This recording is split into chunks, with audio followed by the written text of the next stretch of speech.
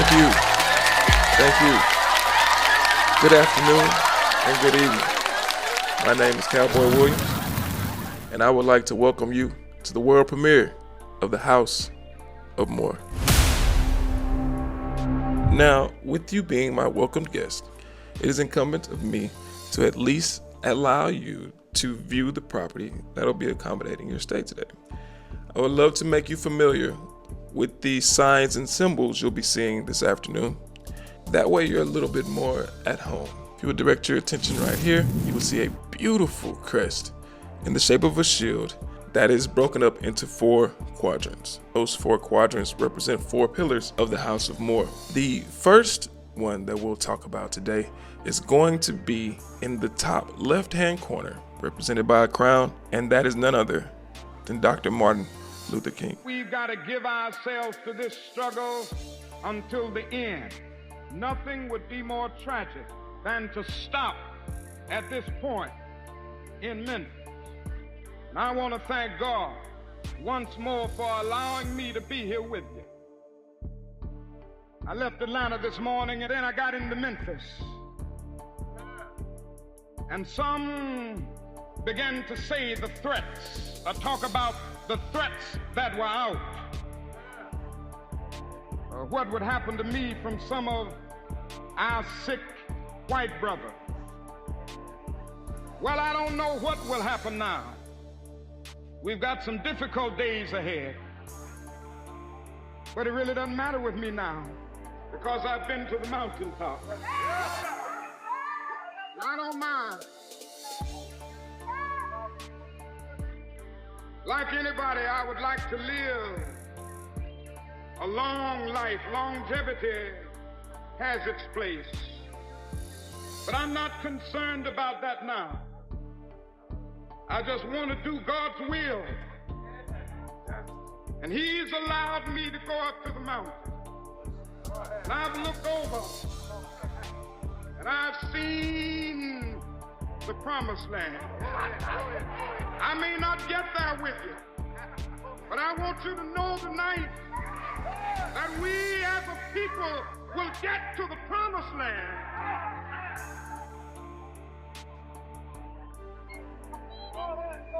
So I'm happy tonight. I'm not worried about anything. I'm not fearing any man. Mine eyes have seen the glory of the coming of the Lord. Dr. King would be taken from us at the age of 39 due to an assassin's bullet in Memphis, Tennessee. In the next quadrant, we have a flag that's very similar to the Texas flag, and we'll get to the symbolism of that later. However, it has the colors of the Pan-African movement, a movement that was brought to life by none other than the Honorable Brother Marcus Garvey. If I die in Atlanta, my work will only just then begin. For I shall live in the physical or the spiritual to see the day of Africa's glory. When I am dead, wrap the mantle of the red, the black and the green around me, for in the new life I shall rise up with God's grace and blessing to lead the millions up the heights and the triumph that you well know.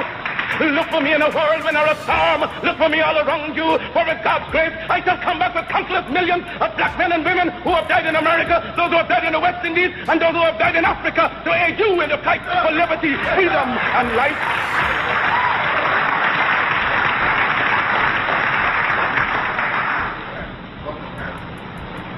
Any leadership that teaches you to depend upon another race is a leadership that will enslave you. Any leadership that teaches you to depend upon another race is a leadership that will enslave you. They gave leadership to our foreparents, and that leadership made them slaves. But we have decided to find a leadership of our own to make ourselves free men. Our great scholars, having passed through the colleges and universities, have thrown away the blessed record. Babylon did it. Assyria did it. France under Napoleon did it. Germany under Prince von Bismarck did it. England under America under George Washington did it. Africa with 400 million black people can do it.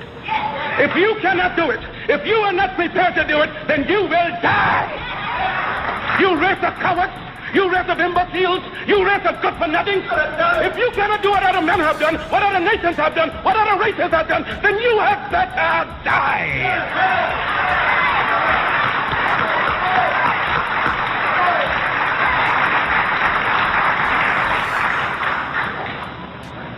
Can we do it? We can do it. We shall do it. The Honorable Marcus Garvey would survive an assassination attempt in 1919, but then later would get extradited out of the country due to J. Edgar Hoover's CIA and his counterintelligence mission. Now, if you'll direct your attention to the bottom right quadrant, you'll notice a bus that's cloaked in an American flag backdrop.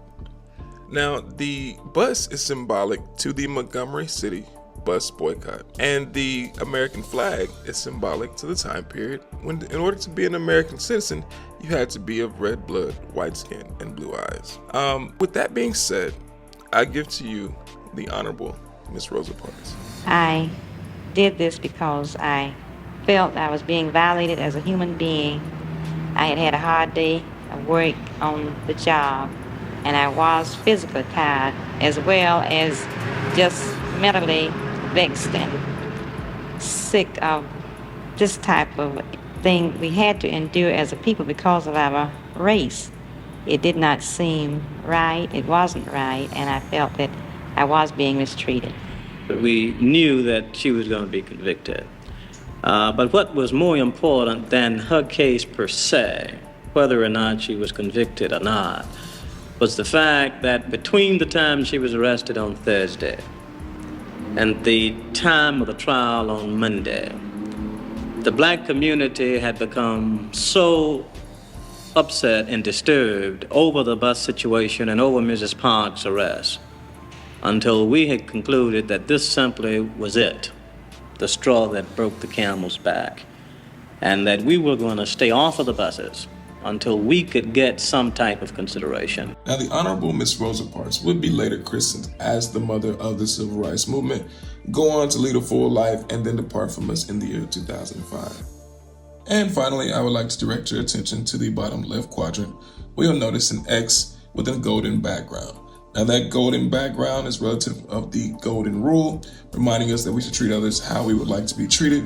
And the X applies to the X chromosome that is present in all humans. Those in combination signify and represent the final pillar of the House of Moor, the Honorable Malcolm X. Why should the black man in America concern himself, since we've been away from the African continent for 400 years, 300 or 400 years? Why should we concern ourselves? What impact does what happened to them have upon us? Number one, first you have to realize that up until 1959, Africa was dominated by the colonial powers, and by the colonial powers of Europe having complete control over Africa, they projected the image of Africa negatively. They projected Africa always in a negative light. Jungles, savages, cannibals, nothing civilized. And naturally, it was so negative until it was negative to you and me. And you and I began to hate it. We didn't want anybody to tell us anything about Africa, and much less call us an African. And in hating Africa and hating the African, we ended up even hating ourselves without even realizing it. Because you can't hate the roots of a tree and not hate the tree. You can't hate your origin and not end up hating yourself. You can't hate Africa and not hate yourself. And you show me one of these people over here who have been thoroughly brainwashed, who has a negative attitude toward Africa, and I'll show you one that has a negative attitude toward himself. You can't have a negative attitude toward yourself, a positive attitude toward yourself, and a negative attitude toward Africa at the same time. To the same degree that your attitude, that your understanding of an attitude toward Africa becomes positive, you'll find that your understanding of and your attitude toward yourself will also become positive. And this is what the white man knows. So they very skillfully made you and me hate our African identity, our African characteristics. And you know yourself that we have been a people who hated our African characteristics. We hated our hair.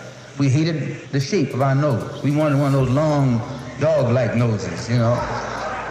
Yeah. We hated the color of our skin. Hated the blood of Africa that was in our veins. And in hating our features and our skin and our blood, why we had to end up hating ourselves. And we hated ourselves. Our color became to us a chain. We felt that it was holding us back. Our color became to us like a prison, which we felt was keeping us confined, not letting us go this way or that way. And we felt that all of these restrictions were based solely upon our color, and the psychological reaction to that would have to be that as long as we felt imprisoned or chained or trapped by black skin, black features, and black blood, that skin and those features and that blood that was holding us back automatically had to become hateful to us. And it became hateful to us. It made us feel inferior. It made us feel inadequate. It made us feel helpless. And when we fell victim to this feeling of inadequacy or inferiority or helplessness, we turned to somebody else to show us the way. We didn't have confidence in another black man to show us the way, or black people to show us the way. In those days, we didn't. We didn't think a black man could do anything but play some horn, some sound, and make you happy with some songs. And in that way, in serious things, where our food, clothing, and shelter was concerned, and our education was concerned, we turned to the man. Or when you're flying through a storm and you're like, I'm so glad I saw the guy with the right stuff and the square jaw get into the cockpit before we took off, and I feel better now. No, I mean, like, you want to go thought crime? Like, I'm sorry, if I see a black pilot, I'm going to be like, boy, I hope he's qualified. We never thought in terms of bringing these things into existence for ourselves. We never thought in terms of doing things for ourselves because we felt helpless. And what made us feel helpless was our hatred for ourselves. One of the things that made the black Muslim movement grow was its emphasis upon things African. This was the secret to the growth of the black Muslim movement. African blood, African origin, African culture, African ties. And you'd be surprised. We discovered that deep within the subconscious of the black man in this country, he's still more African than he is American. He thinks that he's more American than African because the man is jiving him and the man is brainwashing him every day, telling him, you're an American, you're an American. Man, how could you think you're an American and you have never had any kind of American treat over here? You have never. 10 men can be sitting at a table eating, dining. And I can come and sit down where they're dining. They're dining. I got a plate in front of me, but nothing is on it. Because all of us are sitting at the same table, are all of us diners?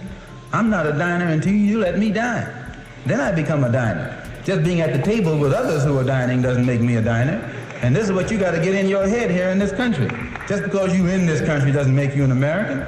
And no, you got to go farther than that before you can become an American. You got to enjoy the fruits of Americanism. And you haven't enjoyed those fruits. You've enjoyed the thorns. You've enjoyed the thistles, but you have not enjoyed the fruits. No, sir. So I point these things out, brothers and sisters, so that you and I will know the importance in 1965 of being in complete unity with each other, harmony with each other, and not letting the man maneuver us into fighting one another.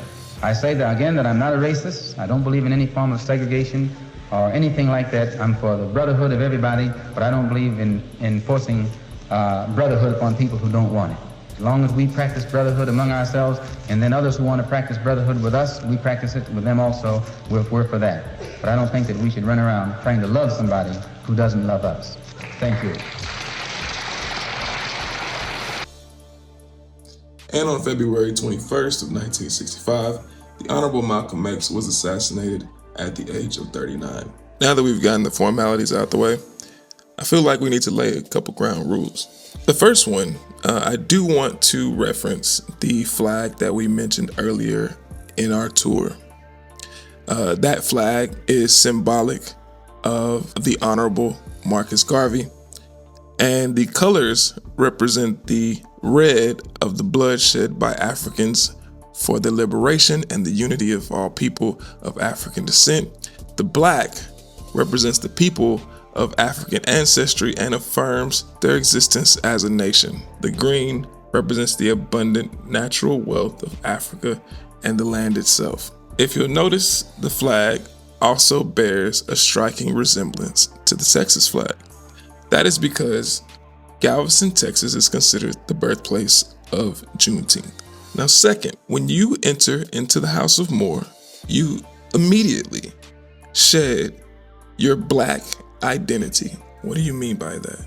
I am not saying shed your pride that you've gained over the years. for the past 80 years, because that's how long you've been referring to yourself as black. I'm not telling you to discard the culture that you have grown up in, that you have embraced, that we love so much. I'm not telling you to discard any of that. What I am telling you to discard, you will discard that identity at the door. You will no longer identify as black. You are a Moorish American. You have a country of origin. You have a religion. You have even Shakespeare that wrote about you. You can find yourself in Othello. They took you. You're an orphan. Your country fell. They took you and transported you to Spain. Then they took you and took your ass to England. They called you blackamoors over there.